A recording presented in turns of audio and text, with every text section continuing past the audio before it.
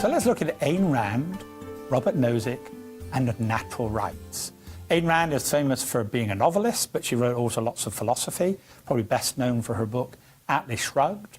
Robert Nozick was a Harvard philosopher who wrote a famous book called Anarchy, State and Utopia, both of them taking this so-called natural rights approach. So they believe that natural rights is the correct approach to deciding political questions. America has a strong tradition of natural rights. Going back to the American founding, they were strongly influenced by the ideas of John Locke, who believed these natural rights came from God, and we saw that expressed in the Declaration of Independence.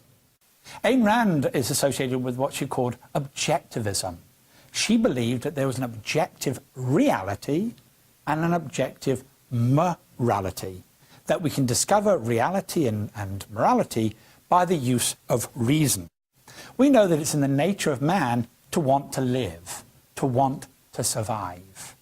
In order for people to live, in order for people to survive, they have to have certain natural rights that are necessary to exist. So we know that natural rights exist because they arise from man's nature. This is called a teleological explanation. That is, natural rights exist for the goal or purpose of human beings. Robert Nozick also believes in natural rights. He believes that it's by pursuing rational self-interest, you would not violate the natural rights of others. He assumes that rights exist and examines what's the consequences of that. It doesn't depend on a particular view of human nature. So in this view, natural rights is a so-called deontological approach.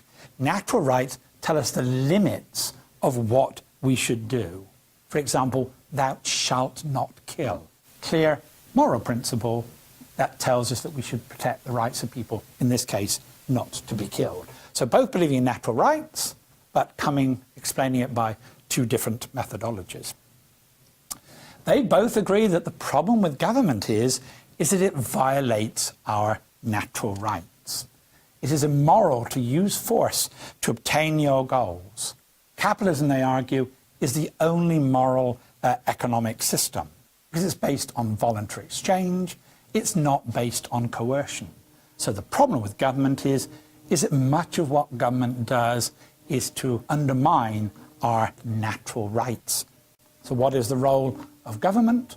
It's a minimal state whose sole purpose is to protect our natural rights. Rand describes this as a minimal state which places force under objective control. Objectively, we can determine what the role of government should be. And Nozick says that there should be a minimal state against force, theft, fraud, and the enforcement of contracts is justified. Anything beyond that role is illegitimate because it violates people's rights. He talks about defending capitalist acts between consenting adults. As long as the people involved are agreeing voluntarily, they should be allowed to do whatever they want to do. So the result of this is that they believe in a minimal state, solely designed to protect us. So the state should provide a military to defend us.